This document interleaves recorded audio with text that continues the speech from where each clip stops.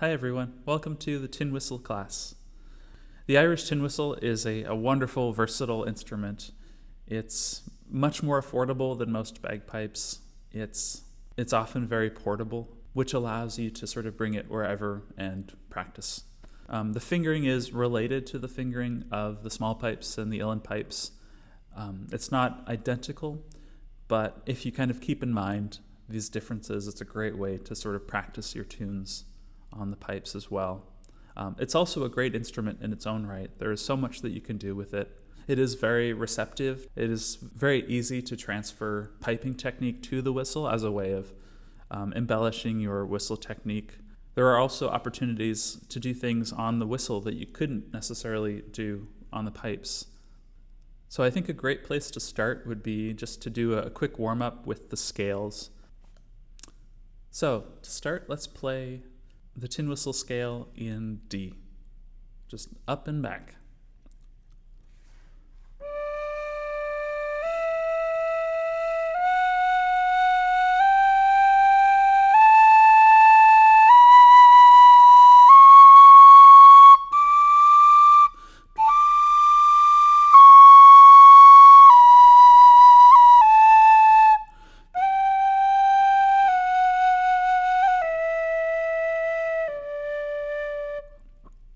So for most of us, that will be old news.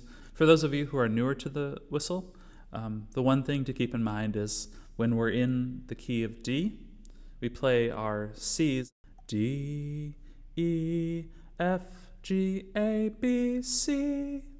And then when we play that second octave D, you can either play it with everything covered and just blow a little bit harder, or you can play it with that top finger open. That top finger open serves as a vent hole, which makes that second octave D a little bit clearer. What I'll find is I'll often, going up, I'll use the vent hole and play that second octave D like this.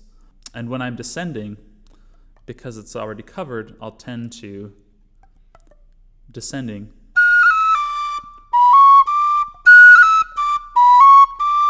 Both methods have their own advantages. Let's quickly go through some cross fingerings. So our C is one of the richest notes on the whistles. So we have our C sharp, which is just open. Or if you want, you can use one of these fingers as a balance. To flatten that, what we do is we start adding fingers below the sounding hole. So this is our C note right there. Once we start adding fingers back below that, we start to flatten it.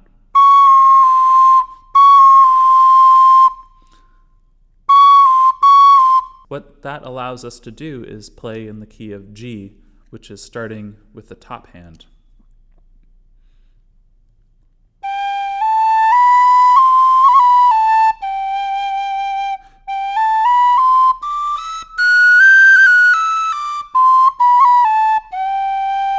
Which contrasts again with the key of D, which we started in.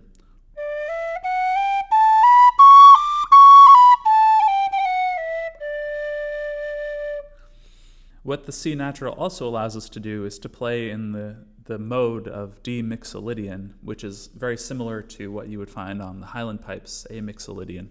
And what mixolydian is it's basically a major scale, but the seventh scale degree is flattened. So instead of playing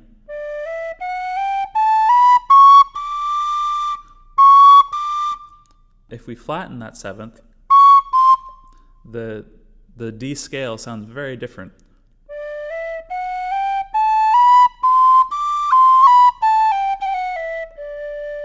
There are some other cross-fingered notes, and if any of you are recorder players, some of these might be familiar. It might also give you some courage to go and see which recorder fingerings fit on the whistle. Some of them do, some of them don't. Some of them require some manipulation to get them to function. The whistle isn't as responsive to cross fingerings as the recorder is, but there are some opportunities for cross fingerings that allow us to explore these different scales. So the main one is the C sharp, C natural, which allows us to go from D major to G major or to D mixolydian. And then there's one of my favorite cross fingerings,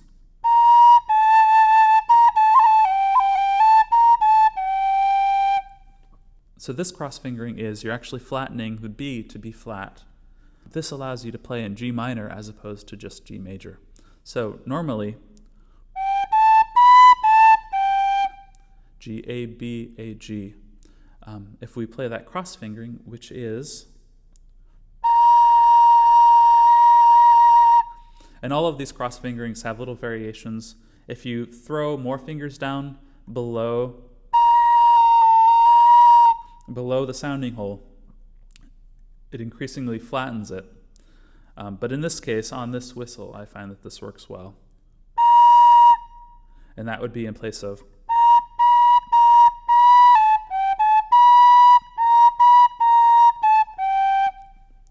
So becomes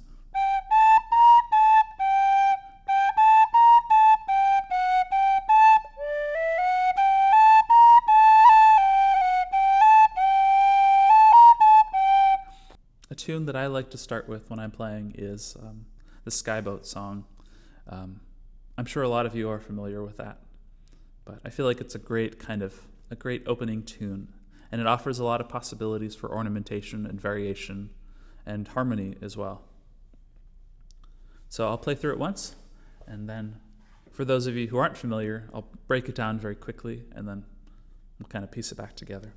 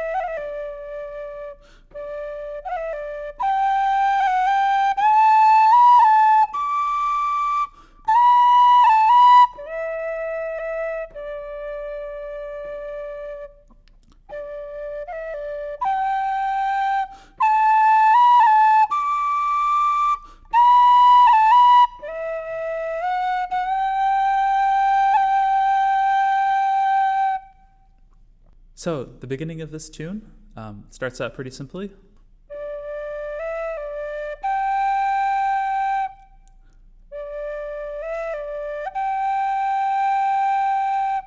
Then the second bit.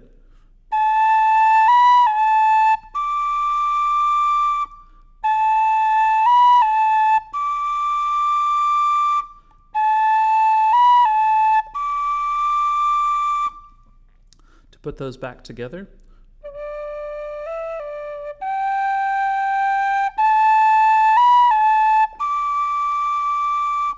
Then the next part.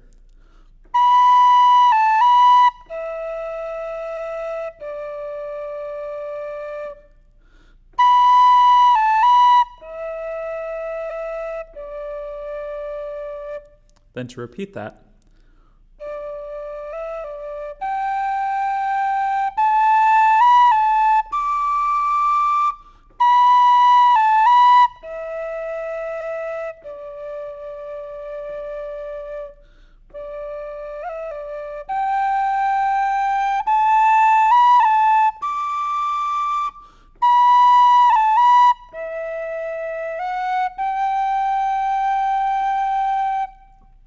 On the second time around, it can be good to vary that instead of going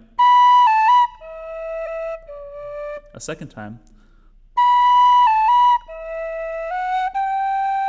to kind of rise back up into the melody.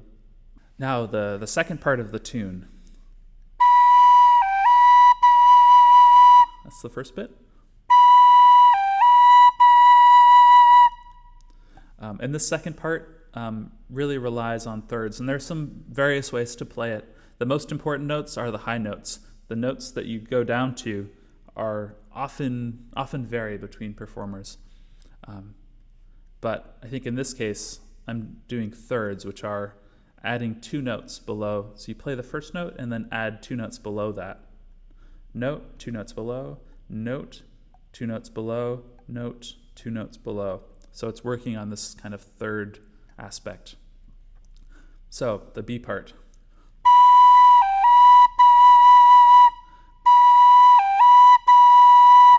Then the next bit.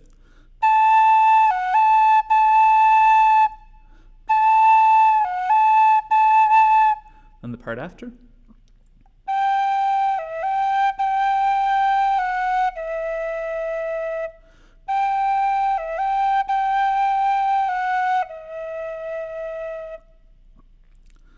To play the B part over again.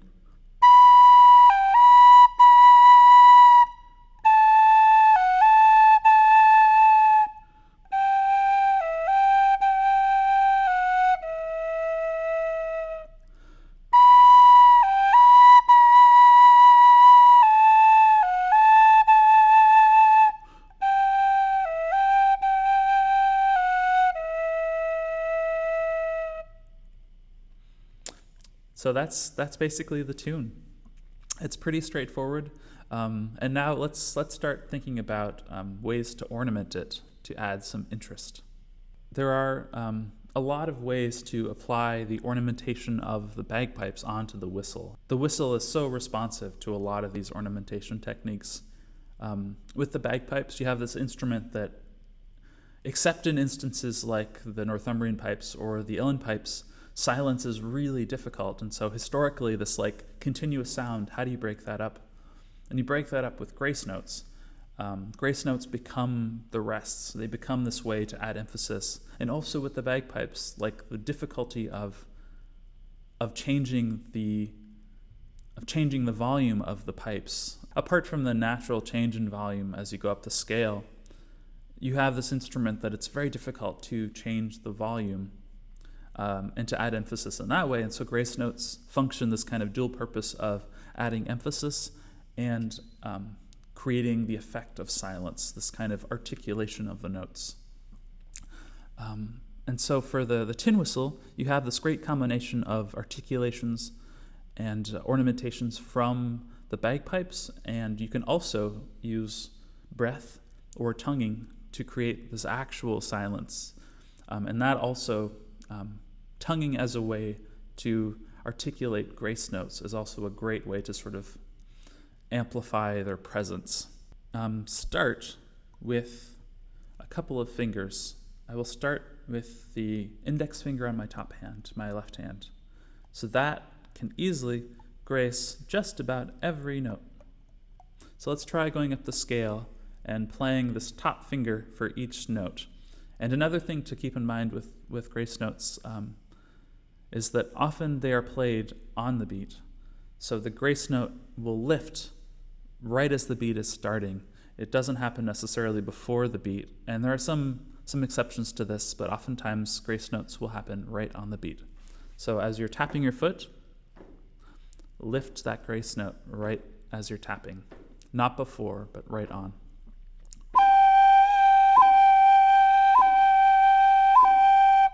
So let's go up the D scale with a C grace note on each note.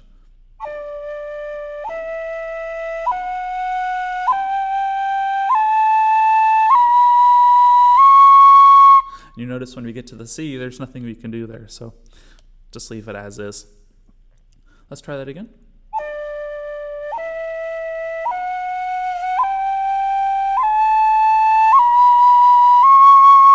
What I'll often do is I will grace with my A note for anything below it, and grace with my C note for anything above. So for the low notes, and then now I'll switch.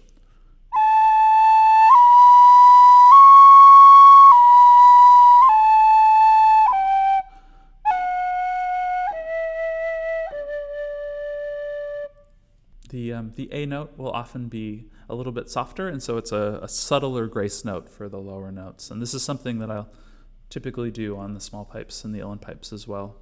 So the grace note is also known as a cut. So you're cutting above the note.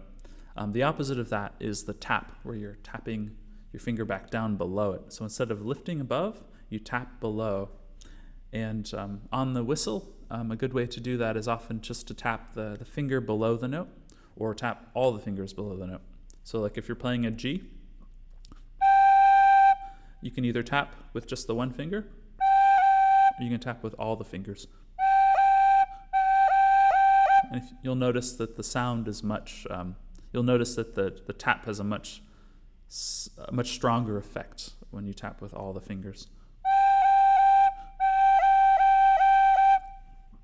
So this kind of nice burble. So you have your cuts and your taps. I feel that cuts are a little bit stronger, and they're a little bit more lifting, whereas taps are more grounding. So cuts and taps are great when you have a note that you want to emphasize. That will often be like a strong note in the melody, on strong beats that you want to accent.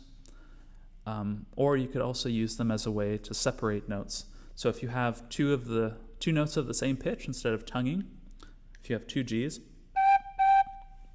instead of tonguing in between them,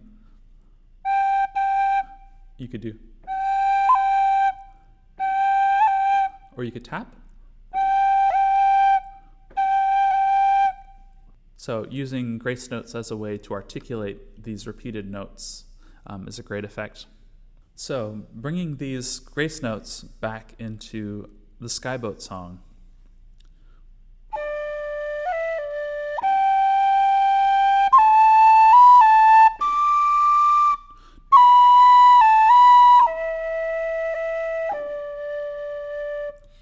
So what I'm doing there is I'm adding grace notes to important beats. The first note of the tune,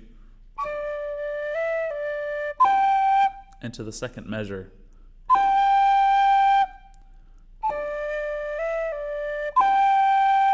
Or you could use this finger to grace. And then the measure after that. The high note, we can't really grace there. There are some other things that we can do there.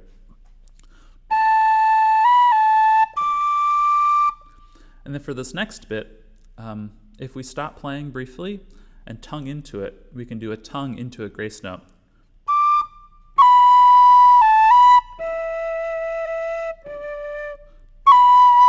So I'll try that, tonguing into a C grace note into a B.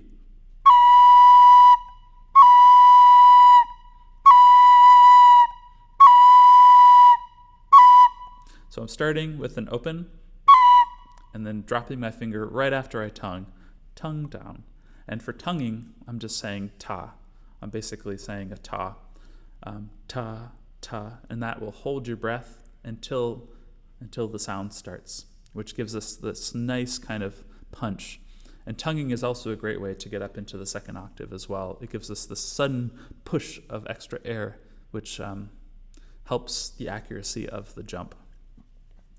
So let's try the first part of the SKYE BOAT song again, going through and adding these grace notes on important beats.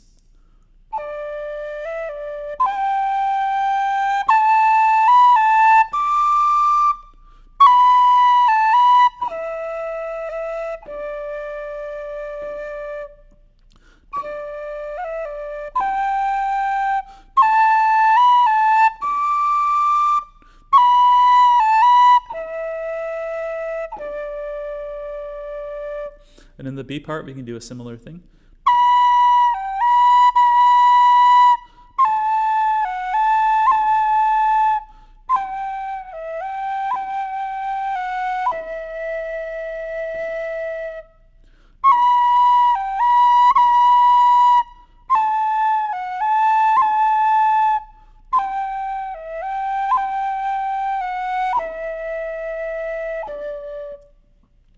And in the B part also, we have a lot of repeated notes. And every time we have a repeated note is a great opportunity to add a grace note, a cut, or a tap.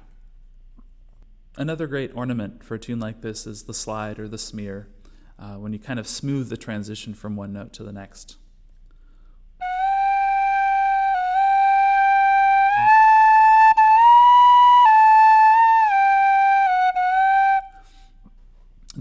to do the slide is to play the note, and then push your finger forward and roll it up at the same time. So you're pushing it forward that way.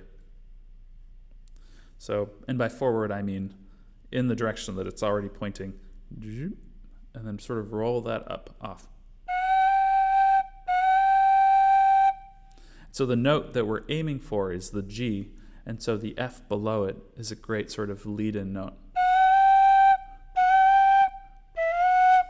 So the slide requires a little bit of like foresight, in that you need to know which note you're leading towards. In the SKYE BOAT song,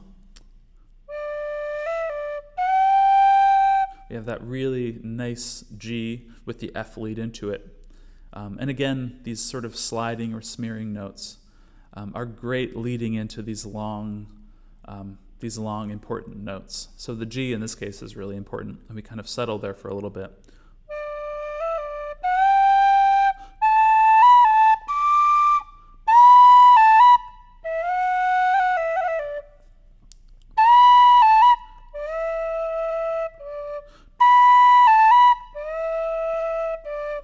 That's an interesting one, because you have to overshoot and actually play a note below the note that's in the melody in order to get that sliding effect. Instead of doing B, A, B, E, you do B, A, B, D.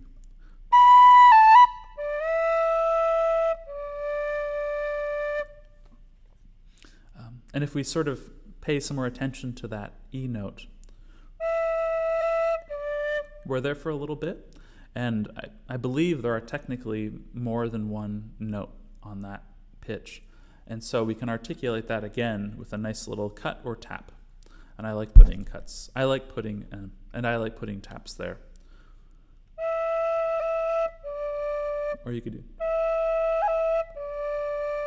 but with the tap. And I feel like the tap in this case is a little bit more subtle. And also leads us down, which is really important. We can also throw cuts in other places as well. There's one part in the beginning that I really like to throw a cut into. So instead of playing that first part,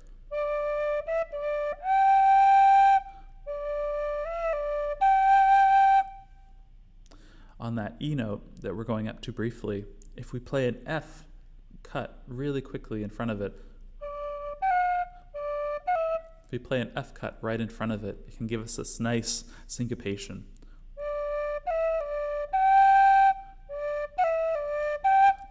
So what I'm doing there is I'm briefly playing an F, I play a D, brief F before the E,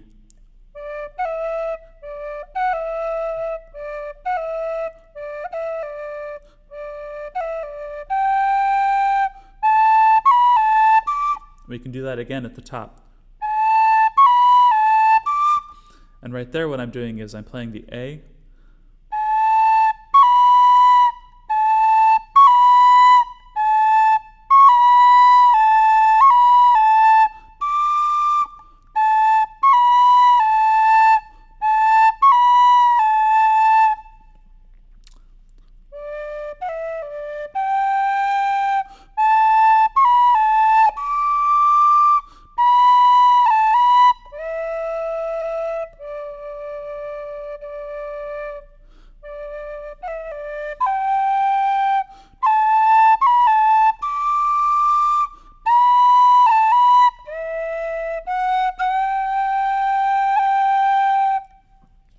Another thing that I'm doing with those kind of syncopated cuts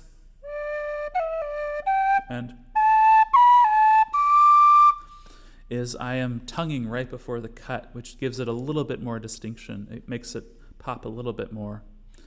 Da ta da da da ta da da. So just tonguing, just saying a little bit of a ta right there, right before the grace note.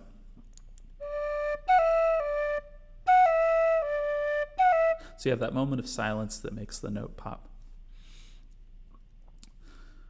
So the slides and the smears go really well with vibrato.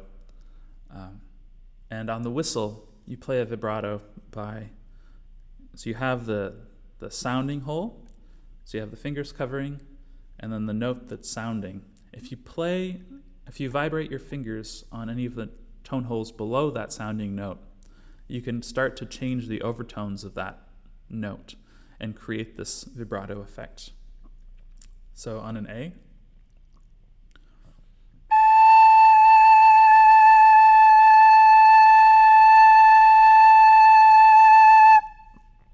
each of those notes will have a slightly different effect. If you keep it a little bit more subtle, you're just sort of tugging on these overtones and changing the timbre of the note, which gives it this vibrato effect.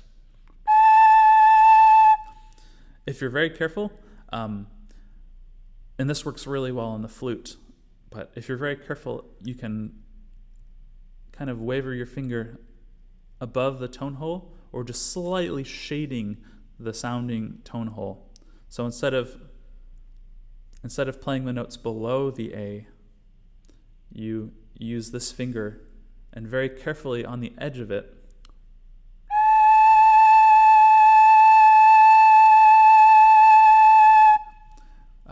shading that tone hole and shading the overtones. Basically, you're pulling out these overtones and dampening the note, which gives it this different feel.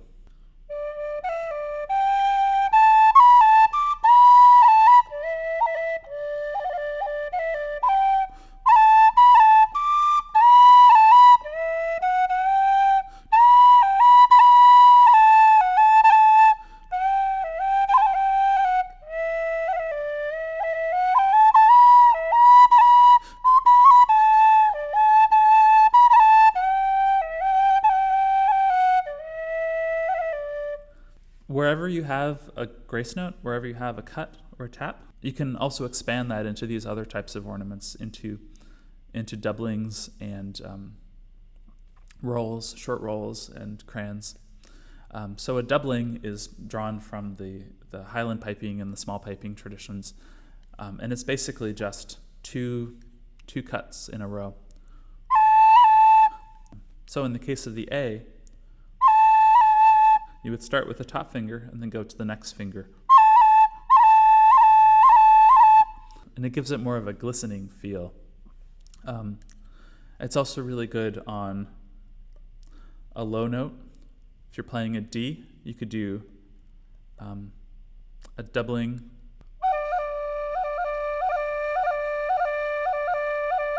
That's strongly related to the Cran, which is starting with this finger.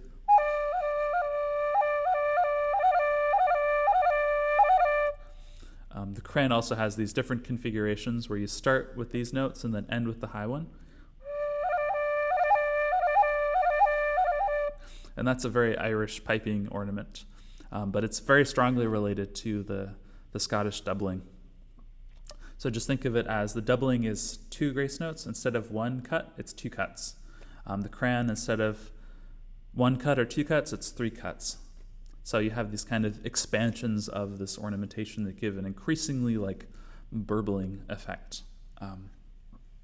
So bringing those into the SKYE BOAT song, we have a cut in the beginning. On that, the cut of the F into the E. You could put a doubling there.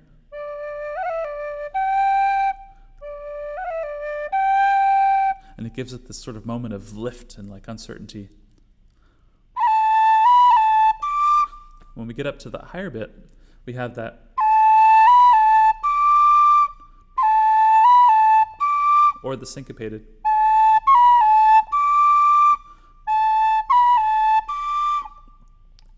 We can throw a doubling in there.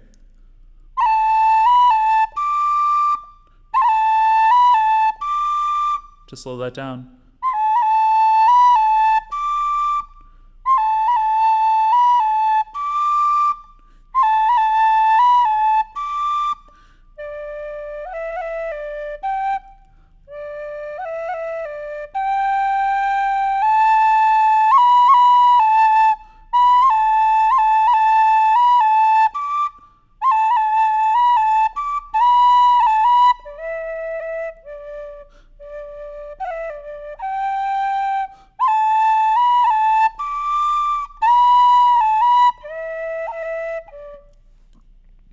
think I forgot to talk about this before, but the smear or the slide goes really well with the vibrato. And so in the case of the SKYE BOAT song, we would often have these moments where we do a slide into a note. Those notes tend to be longer, more important melodic notes. And so those are great points to do a little bit of a vibrato to kind of highlight the note and add some interest and variation. Even though it's like a more sustained note, how can we kind of make these notes more colorful?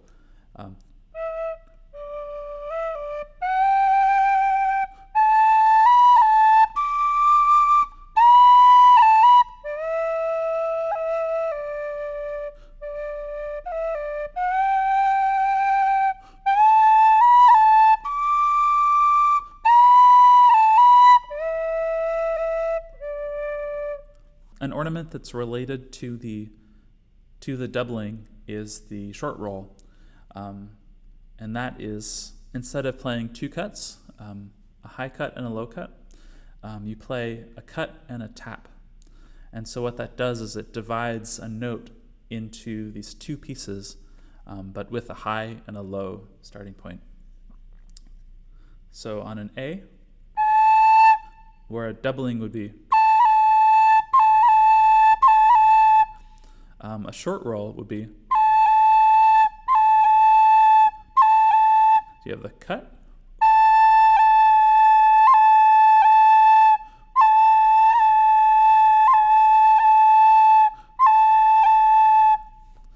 which gives it a little bit more of a rhythmic feel. The short roll, especially in the beginning of phrases, can act as a really powerful way to give this sort of rhythmic start with a little bit of an echo.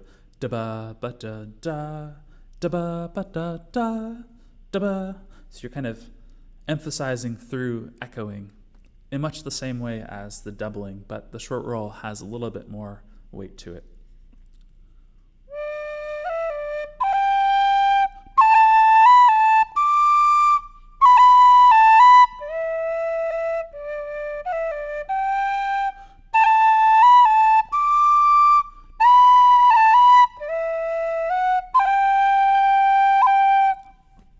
You can definitely go over the top, but with a lot of these ornaments, it can be really useful to start out by doing everything everywhere, and then pare down to taste, and then slowly kind of build it back up.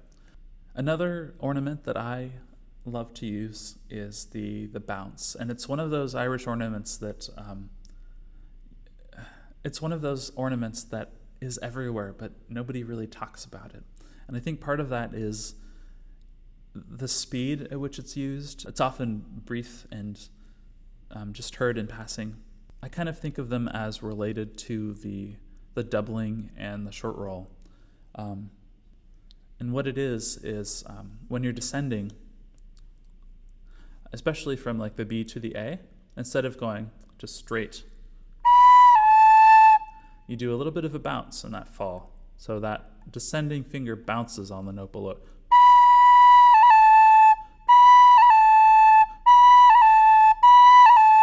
And you can take that to the extreme of, if any of you are snare drum players, the kind of the crush roll, you can really kind of crush that bounce. So it's still there, but it's very compressed.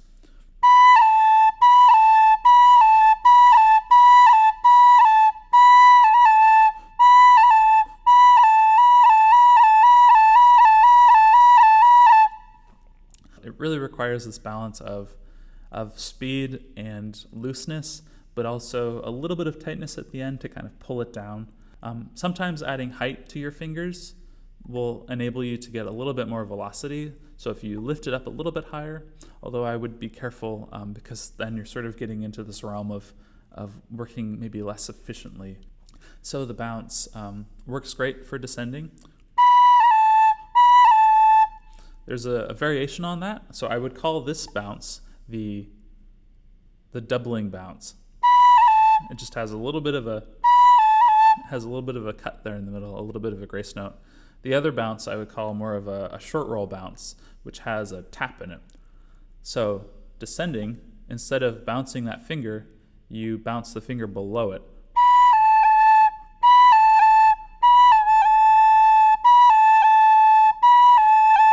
To show you a little bit of a comparison, that's the first bounce, the doubling bounce. Then the next one, the short roll bounce, up to speed.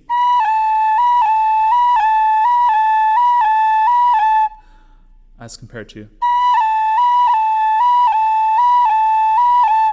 So you have these two different approaches that give different effects.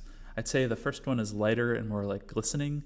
The second one with the tap in it, the short roll bounce, is weightier and more final, and a great way to kind of end a passage, I feel. So in the SKYE BOAT song,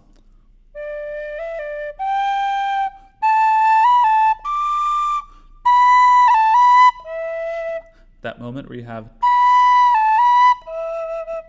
B, A, B, E, that B to A transition is a great place for a bounce. Or, so in context,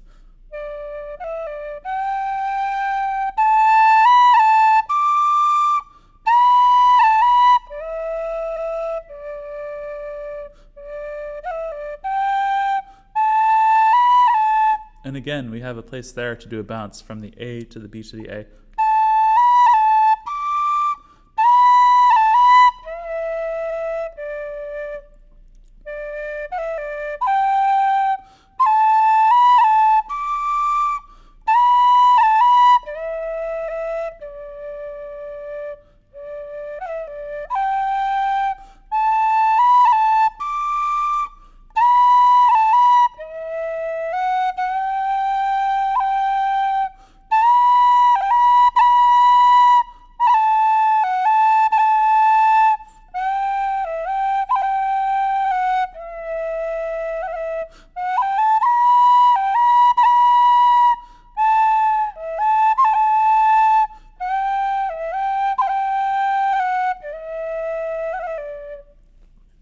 Extending that into the B part, we have all these great opportunities for these echo beats, these short rolls or doublings. Instead of just doing that, we could play a cut for that repeated note to articulate it, or we could do a little bit of a short roll.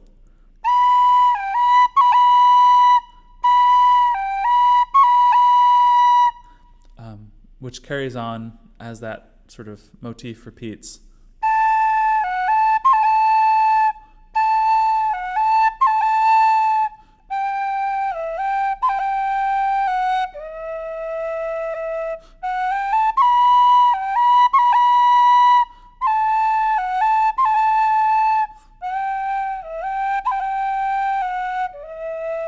And again, we can really overdo it, but these are just some places where you can put it in. So let's try running through the whole tune, incorporating some of these ideas that we've learned about these various types of ornamentation, about cuts and taps, the most basic building blocks of ornamentation, expanded into the idea of the doubling with the two cuts, cut, or the short roll, cut-tap, which is a grace note above and a grace note below. When we have these important notes, these longer melodic notes, think about sliding into them and playing this sort of vibrato to enhance these moments. So let's try running through the tune.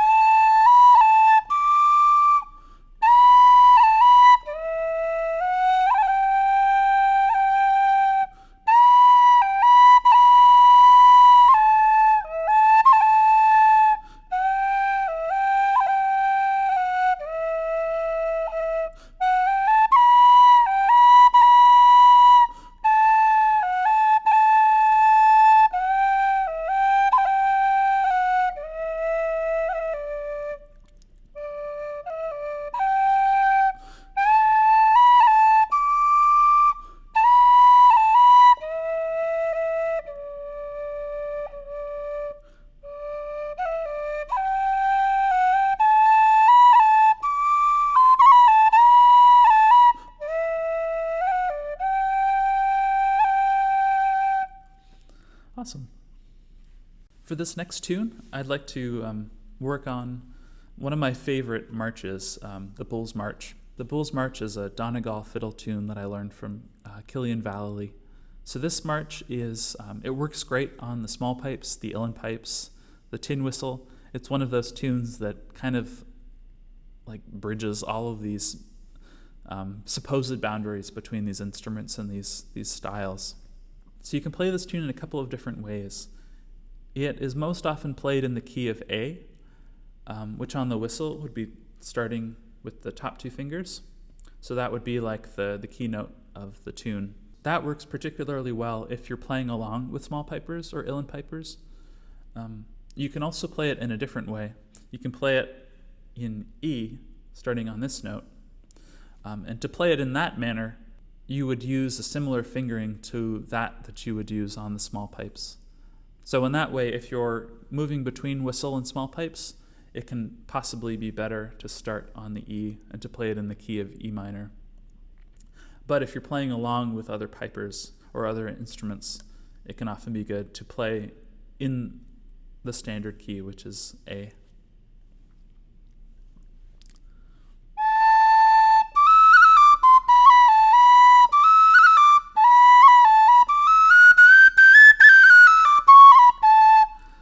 So it's a modal tune. I don't believe the third is ever played, so it's kind of implied that it's darker than major. So instead of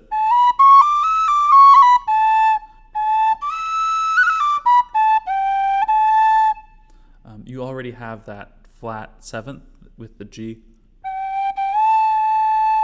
which kind of darkens the tune a little bit, so it could sort of be mixolydian, but my guess is that there's an implied minor third.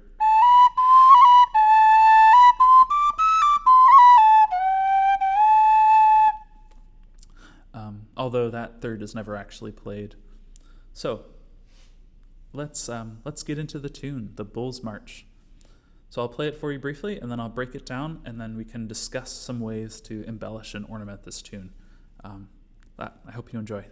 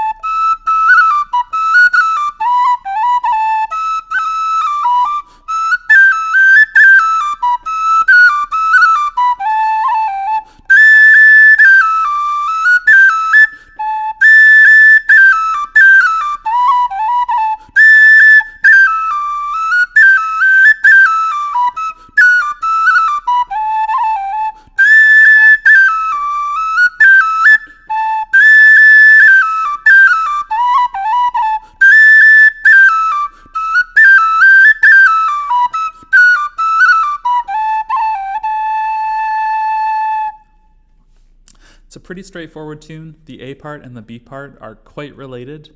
The main difference is that in the B part, it goes up much more strongly into the second octave. So that really is the separation there. The first part is lower, and the second part really jumps up. So let's break down this tune a little bit. So the first part, the first three notes. This tune can be a little bit tricky because starting on the A, the lower notes are with your higher hand, the higher notes are with your lower hand for the most part, and so it can feel a little bit reversed, but once you get more familiar with the tune, that becomes less of a problem.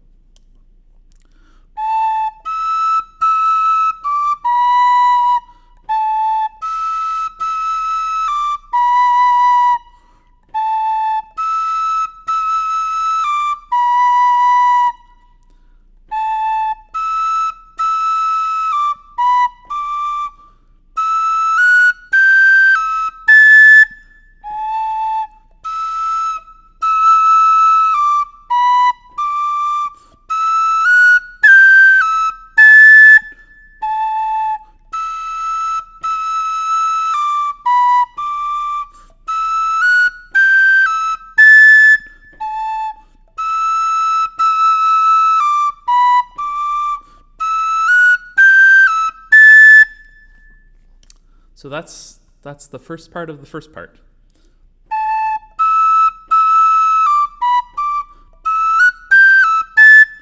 And then the second part is mostly repeating. And then it changes.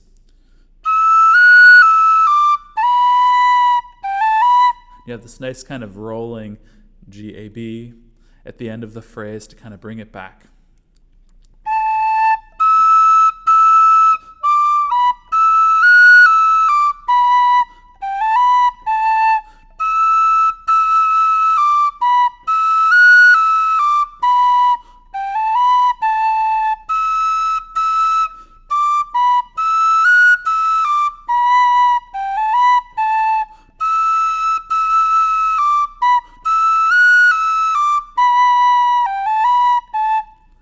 Let's put those two parts together and complete the A part. One thing that I find really helpful when I'm learning new tunes by ear is to think of the instructor's whistle as like sheet music, and really sort of look at what their fingers are doing and try to mimic that.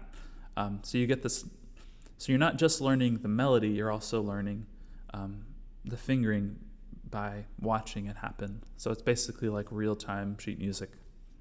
So, the A part.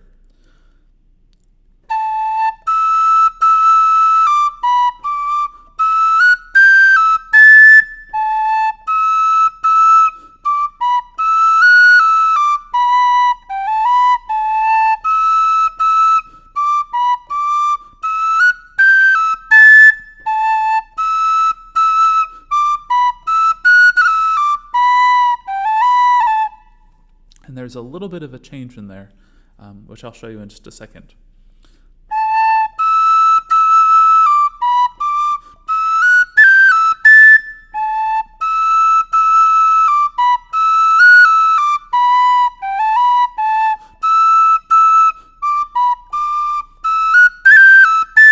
Once we get there, the ending is a little bit different.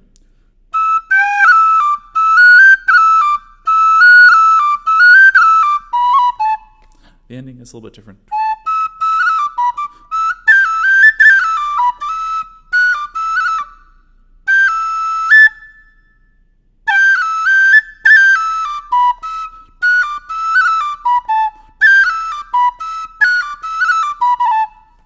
So the ending there goes.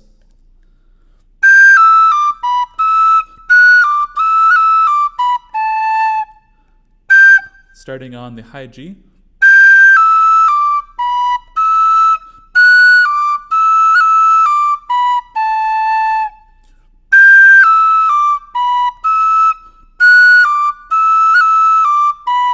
One more time.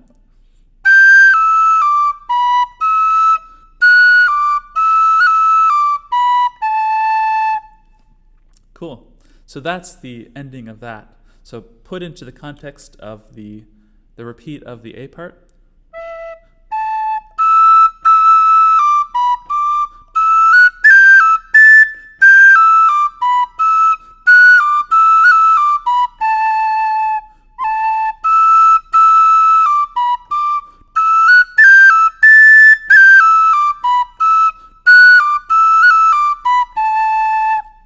Cool.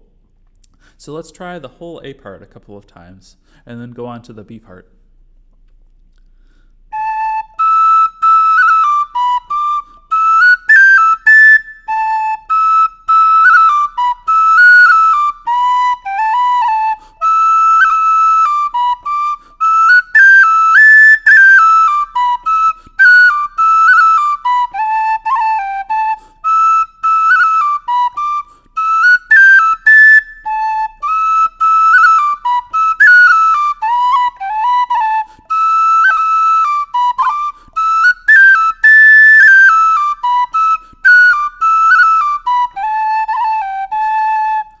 Cool.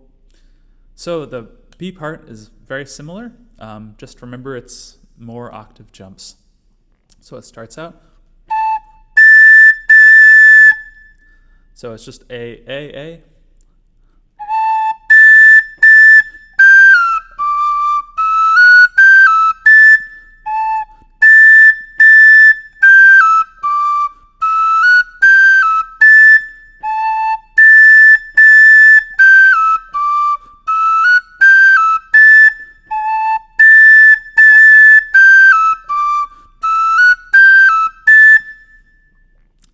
And that's basically the only difference. So to play the B part,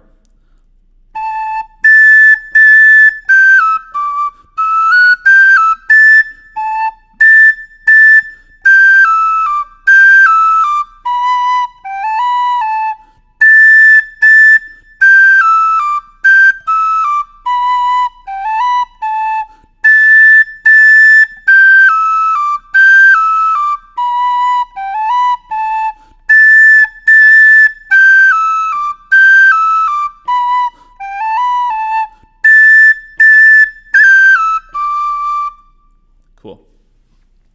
Now to continue on.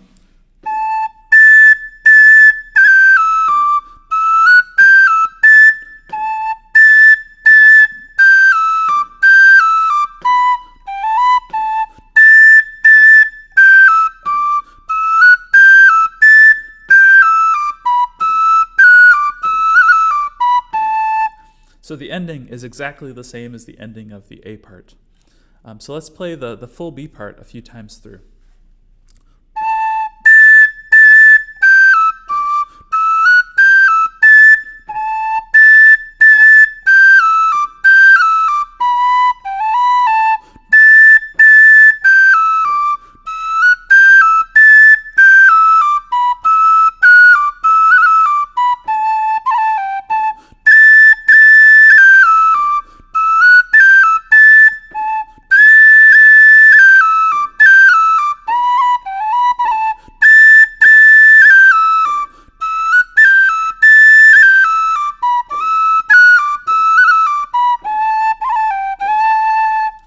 Awesome.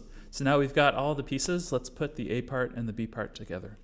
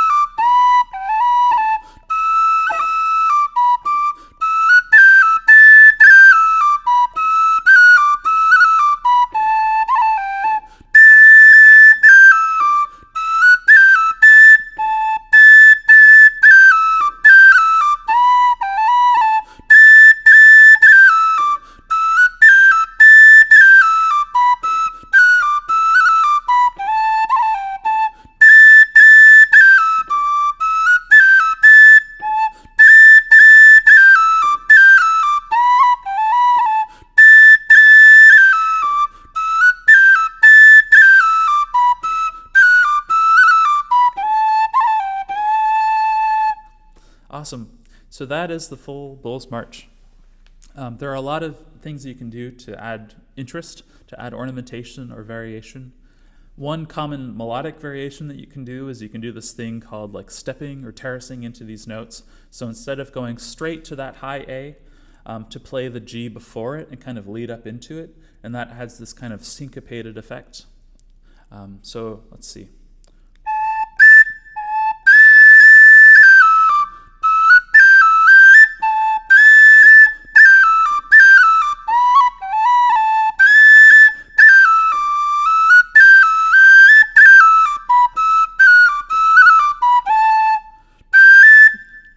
So you go bum bum bum ba da da da da da da, and instead of going da da da da, so instead of doing, you do.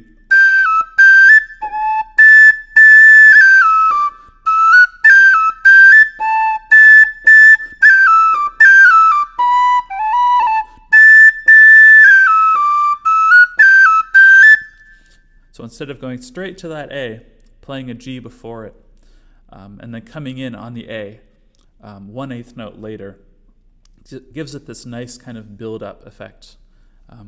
So kind of stepping into those notes, stepping up into those notes can be an effective way to vary it. It kind of delays the main melodic note and creates this kind of syncopated effect. And that applies to both the A and the B part. So going back to the A part. Instead of doing, you do.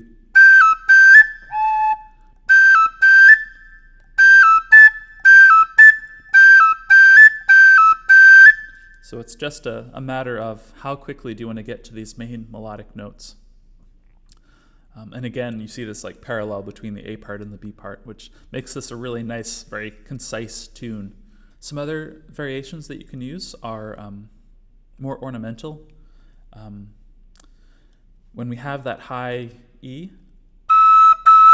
we have that repeated E.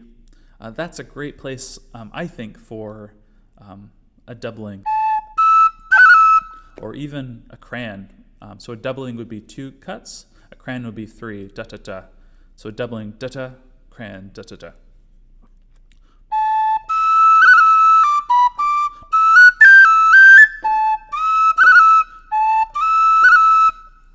It depends on how thick and burbling you want it to be.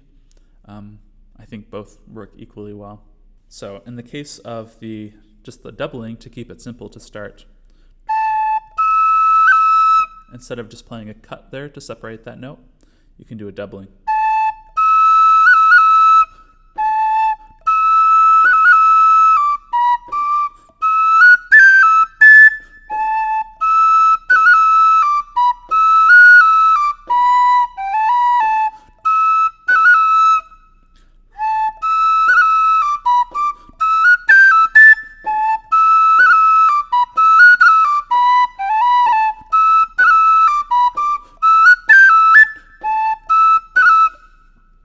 And again, if you want to give it a little more clarity, you can tongue right before it to create this literal separation before jumping into the grace note. And I find that tonguing into grace notes, tonguing into ornaments, really gives them more emphasis, more impact.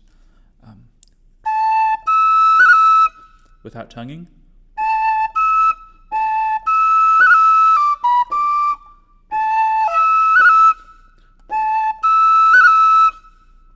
with tonguing, without, with. I'd also like to say that I am tonguing up to that E, that first E. It can be quite messy to try to get there without tonguing. So tonguing allows you to get that really nice, just clean jump into the second octave. So whenever I'm jumping in this tune from the lower octave to the second octave directly, I'll often be tonguing to get there. There are a number of other things that we can do to vary and ornament this tune. We can add slides. We can add slides or smears, as in the case of instead of going straight up to that E, we can go to a D and then slide up to that E.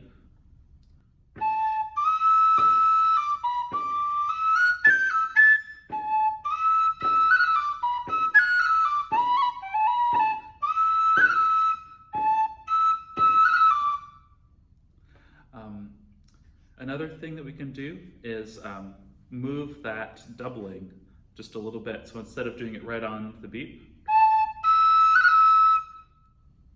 we can actually use it as a way to pull that rhythm into the next measure and give it a little bit more of this kind of motion. So instead of, we can do,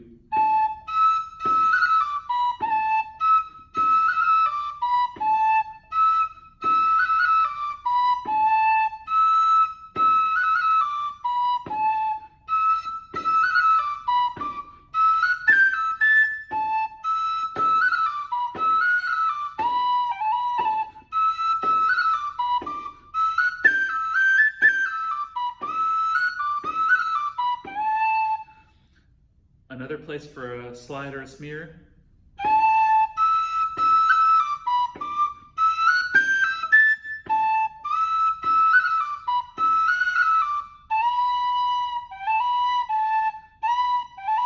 Instead of, so it's playing a brief A before that, rolling the finger off. We can even accompany that slide with a little bit of a vibrato.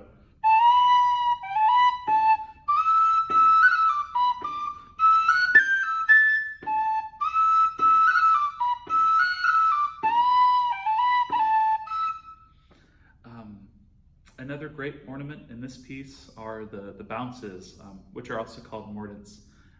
You have the upper mordent, or the kind of the doubling, the cut bounce,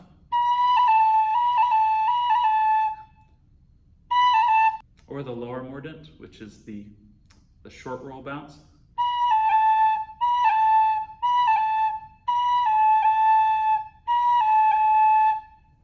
In the case of the lower mordent, or the short roll bounce, you get the sense of this like echoing of the beat. Whereas the upper mordent, or the doubling bounce, we have more of a sense of being on the beat.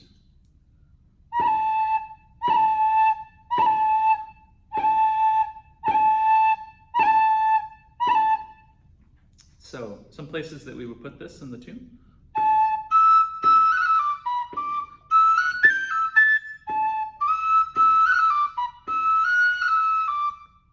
That part right there.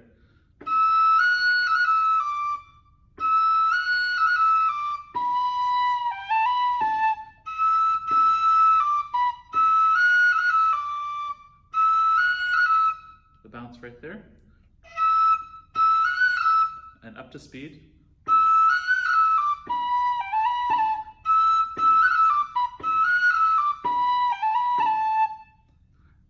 Another great place for this bounce would be after the da-ba-dee-dum.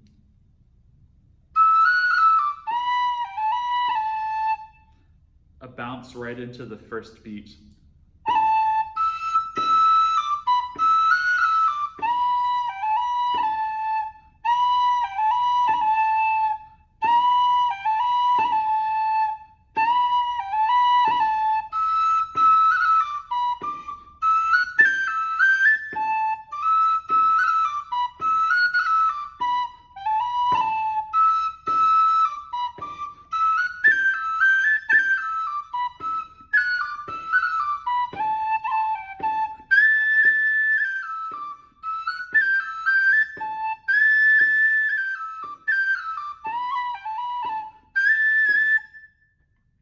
Another great place for the slide or the smear is when we have those repeated high A's.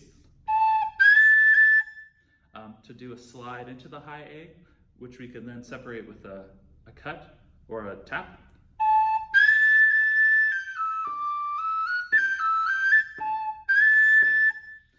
I find that sliding into that high A also helps to soften that note.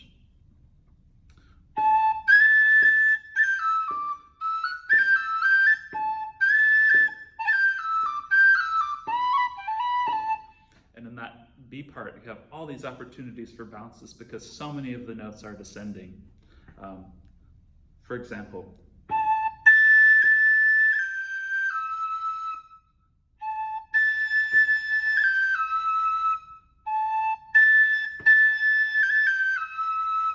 you have that place where we could put a bounce.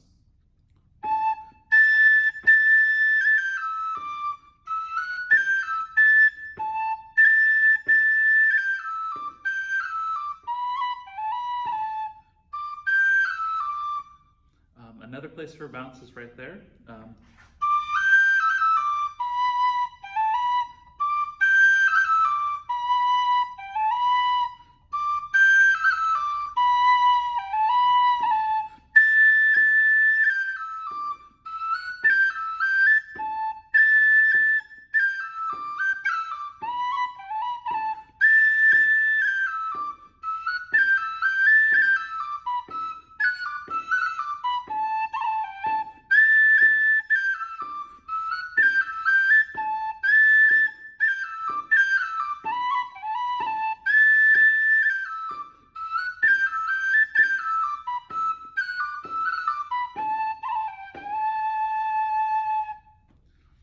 The Bull's March is a great tune to incorporate a lot of these different ideas.